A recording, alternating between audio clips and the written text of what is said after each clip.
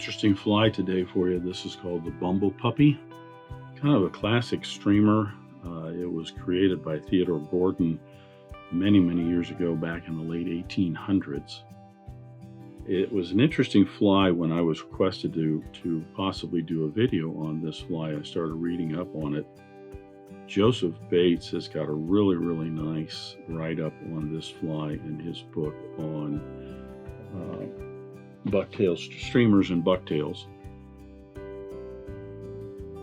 Anyway, it's one of those flies where it was developed, and it kind of started going through some different renditions, and it never, according to Theodore Gordon, it never really kind of settled on one particular version that really fished well, that he really liked, but multiple people had different versions of this fly.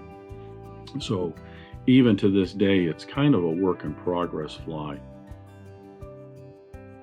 As I was reading up on this, also Mike Valla, in his book on founding flies, has an interesting write-up on it. He's got 3 different versions that this is tied up in, and some of them have scarlet duck in the back and a tag of floss, as well as a yellow butt section in the back and jungle cock eyes.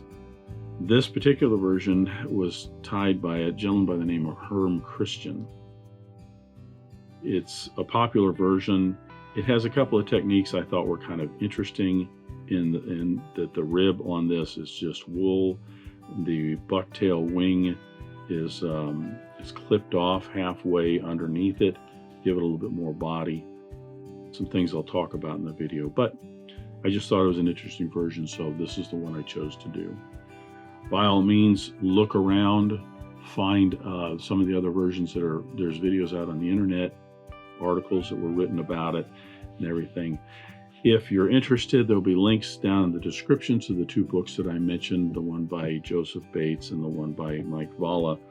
If you enjoy reading up on flies, not just tying them, but learning some of their history, they're both fascinating books. So that's the Bumblepuppy. I'll get started.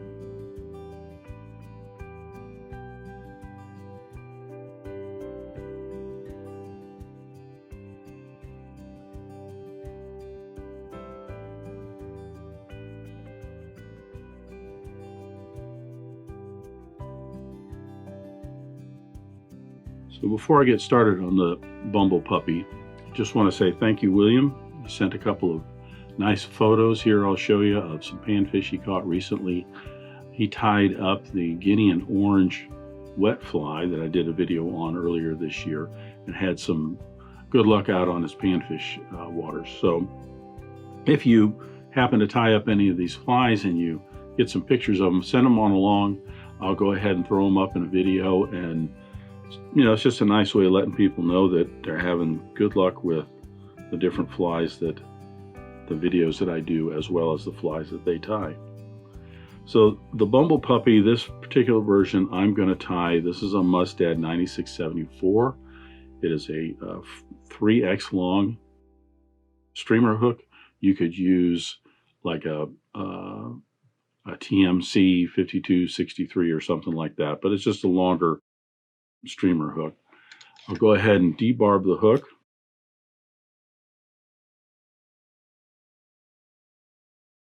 For thread, I'm using a Danville 6/0 in black. Even though the body of this is white, it is a large chenille, so I'm not concerned about the black thread underneath somehow darkening up the body. And I'm going to attach my thread right at the point of the hook and just advance it down a little bit. I don't have to have, you could lay down a nice base of thread along the hook shank if you want, but I don't really have to do that. So this particular version of the Bumblepuppy has a tail on it that is made of just red Hackle fibers. I'm just using, this is a Chinese neck, red, dyed red. For larger sizes, I have used a Whiting American saddle, rooster saddle. It's just the fibers are a little bit longer. What I'm going to do is just go ahead and peel off I've already taken some from the one side of this feather. Now I'm going to peel off some more. I'm going to match those up with the other ones that I did, just so that I have a full enough tail. Depends on how you like these types of flies and their length. I like the tails a little bit longer. Normally this would be, I guess, tied about a half a shank length longer. So like I said, I like them just a little bit longer. So I'm going to attach that onto the hook shank, advancing my thread a little bit further down the hook shank to just about the barb. That gets me right at the end of the shank. You could cut some of these off and taper those if you want. Really don't have to. As I said, the body of this is tied with a large chenille, and as you'll see, it will easily cover up any imperfections, any bumps or anything like that, and it'll look just fine. This particular version of the Bumblepuppy has a rib that is just red yarn. So this is just a red wool yarn. This is a 4-strand, and I really only need 2. So I'm just going to peel out 2 of those and set those aside. I'm going to tie these in, and when I tie these in, I'm actually going to tie a couple of wraps around, and then I'm just going to push that around to the underside, and you'll see why in just a moment. Securing those in with a couple of wraps, I'm now going to tie in the body. I'm going to take my large chenille. This is a nylon chenille, which is a little bit fuller than the rayon. The rayon sometimes tends to lay kind of flat. You have to twist it to get it nice and round. So this is a nice nylon chenille, which just kind of comes off the card nice and round. I'm going to tie the end of that in right at the end of the shank and then advance my thread forward. Now I am using some wax on the thread for this, and this is just to give me a little bit more grip. I'm going to lash these down nice and secure and even along the hook shank. Then I'm just going to open wrap up to about an eye length behind the eye of the hook. There's a lot going on up here at the front of this particular fly, so I want to make certain I'm keeping my thread a good eye length behind the eye of the hook. Otherwise, it's very, very easy to crowd the eye.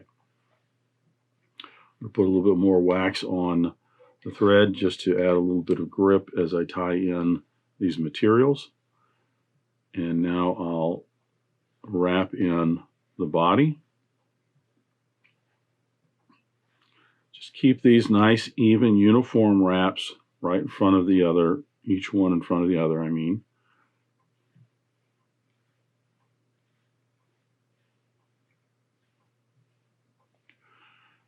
And again, I'm going to go ahead and stop a nice eye length or so behind the eye of the hook.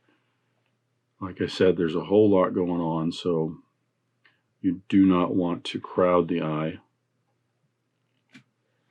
Trim away the excess. And then I'll wrap in my rib. Now, the rib, the reason why I started it on the bottom here, if I had it on my side and I started and came around, it would actually kind of drop off just to the tail right here, which isn't bad. You could do that if you want. But by doing it this way, I'm bringing it to the underside here, and my first wrap is going to be further into the body a little bit. I am going to twist this, give this a clockwise twist so that you get this into a nice cord. You could lay it flat if you want it to be a little bit more pronounced. I kind of like just having a nice narrow rib on this. You want to get about 5 to 6 even spaces. Most of your traditional streamers, it's 5, but this is a little bit longer body, so I think 6 would be just fine.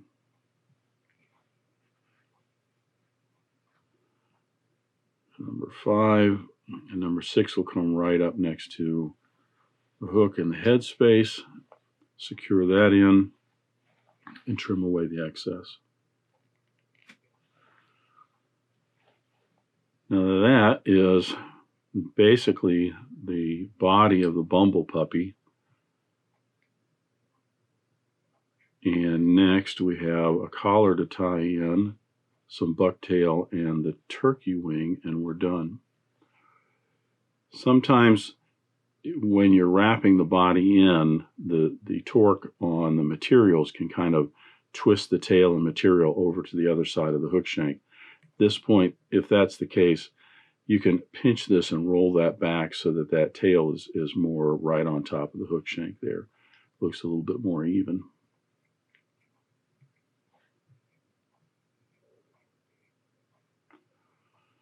I'm going to clean this space up just a little bit so I have a nice platform, and I'm even wrapping a little bit further back for tying in the collar. A little more wax on the thread just helps get me a little bit more grip. For the hackle, for the collar, again, I'm using a Chinese neck in a white and in a red for this. And this is just a size 4 hook. If I didn't mention that earlier, this is just a size 4. So the hackles that I have on those two necks the fibers are long enough to make the collar I'm looking for. But I'll show you, I tied some on a larger size hook, and if I were to go to a 2 or higher on this, I might go with the Whiting's American Rooster, because the barbs are just longer. So I'm going to take each of these feathers, holding the tip, I'm going to stroke down the rachis of the feather to just splay those barbs out a little bit, and I'm going to match those up. Some people will tie these in, they'll put the white in and wrap it, and then put the red in and wrap it, or tie them both in but wrap them one at a time. I like to just go ahead and wrap them both at the same time. I'll trim away the tip, leaving just a little triangle there for an anchor, and wrap that in. I'm going to leave my thread back at the end here so that as I'm wrapping these in, the bobbin and thread hanging there will add some pressure to that collar. But like I said, I like to just go ahead and wrap in both of these at the same time. You're only going to get 3 to 4 wraps in here. That we don't have to have this real big, and it really is kind of your taste. I like a little bit more in here, so I'm going to put in 4 wraps. That's 3 right there, so you could end right there, or go ahead and I'll just put in a 4th one. If you find it difficult to manage both the hackles at the same time, then just wrap one in and wrap the other one in and around it, and put them in separate. That's fine. Stroking these fibers back, I'm going to wrap now in the head space. I'm just going to tidy this up.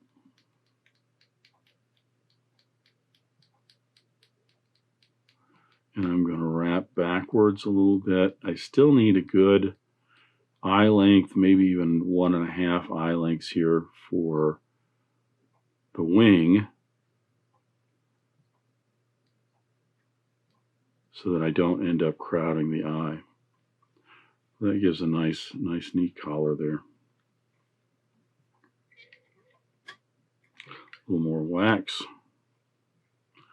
and we'll tie in our bucktail.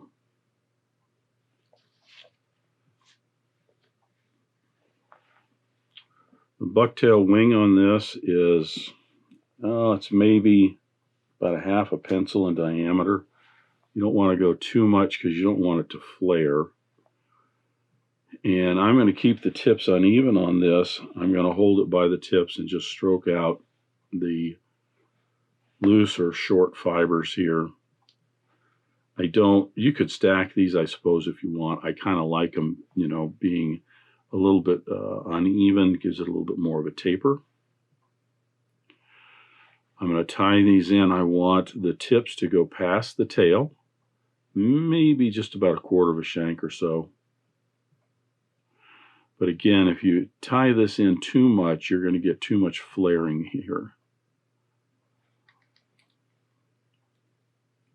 We'll pinch wrap. We'll secure those in right on top.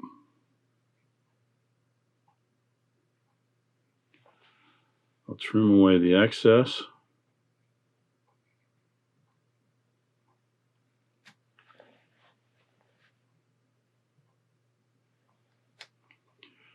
And then I'll secure those butt ends.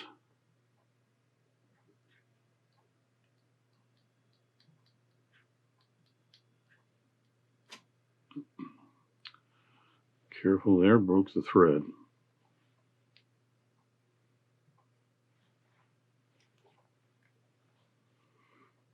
It happens sometimes because you're putting in so many wraps of thread around the hook shank, your thread can actually get twisted up pretty tight. And so sometimes maybe stopping, I guess, and counter spinning it or letting it basically untwist itself. But really no big deal. Rethread your bobbin, grab your tag end, just wrap that in, trim away the excess, you're back in business.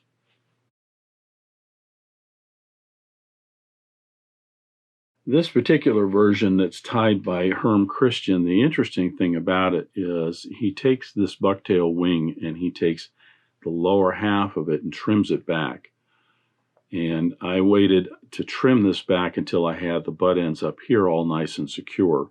If they're just wrapped in a few wraps up there and you trim it, or if you don't, your scissors kind of drag on the material, you can drag the whole wing out of placement. So all I'm doing is collecting all of the bucktail together right here, and I'm going to split it in half.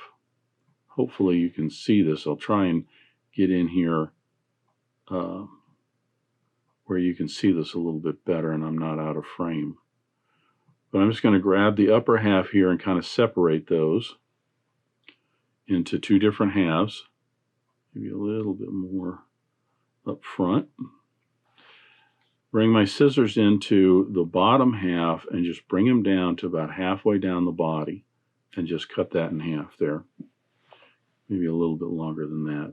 The trick is to not get your collar, obviously, but it's a technique that you see in a few streamer flies, not a lot.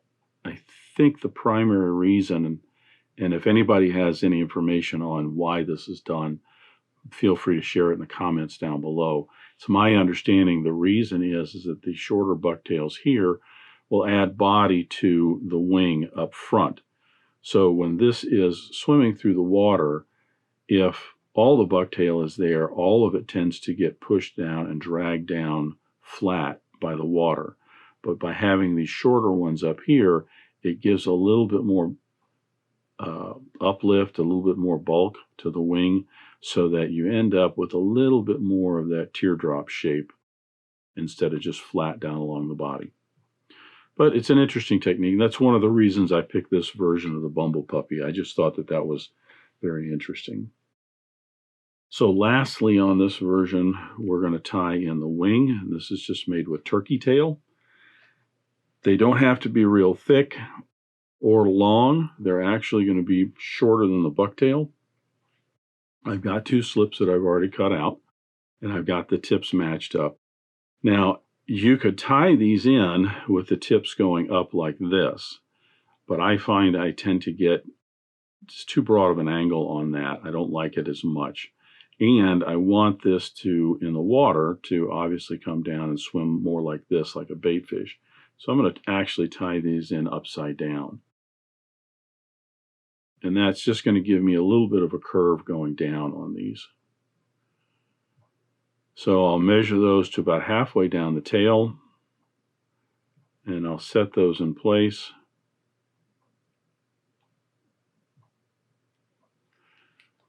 Using a pinch wrap, I'll bring those down. Another pinch wrap just to secure it a little bit more. A few more wraps to secure it, and then we can take a look at how our wing is set. As long as it's right up on top, right down the middle, I think that's all we really need, because this will,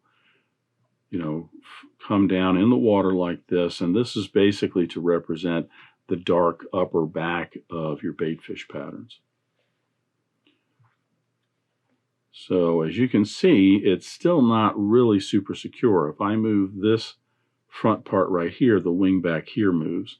So I'm going to brace that and go ahead and wrap in about another 8 or 10 wraps, really nice to secure. I just don't want that wing moving on me as I trim away the excess and then finish the fly. So I'll add a little bit more wax.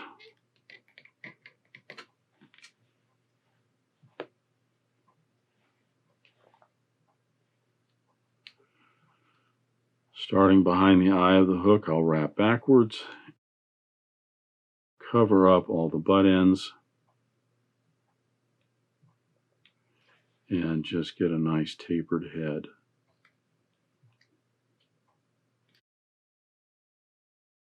These particular flies, as I said before, the heads can get kind of large on these because there's a lot going on up at the front here.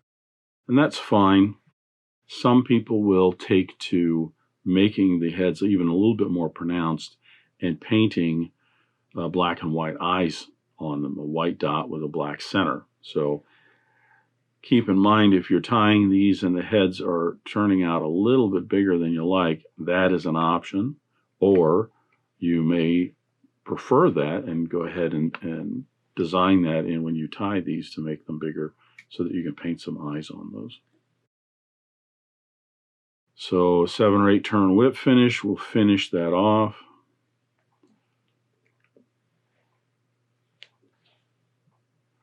Head cement on both sides of the head there just to soak right in. And I will come back in about 5 minutes or so and put a coat of black lacquer on that just to dress that up a little bit.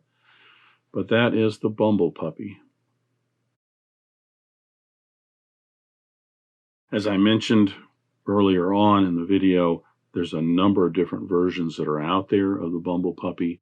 Even if you look online, the 2 books I mentioned are great resources, but even online you'll see a lot of different versions. And that's the one thing about it, as I mentioned, that the Bumblepuppy is kind of a work in progress.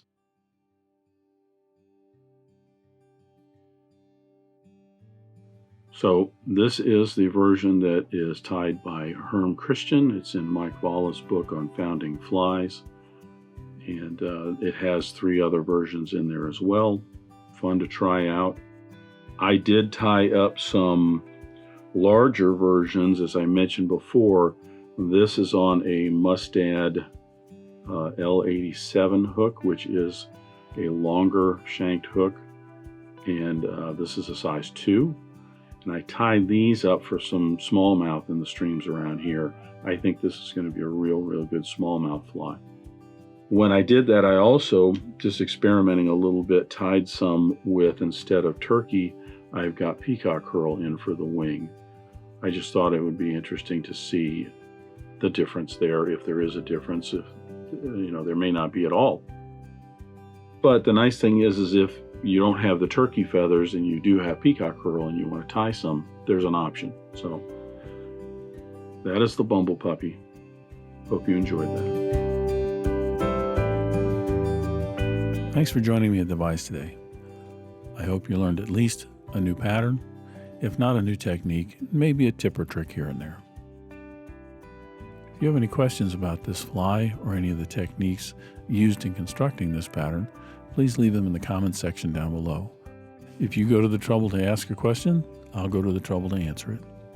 If you'd like to help dressed irons, please share this video with your friends and anybody you think that might enjoy this pattern. Until next time, remember, it's fly tying. If you're not having fun, then you're doing it wrong.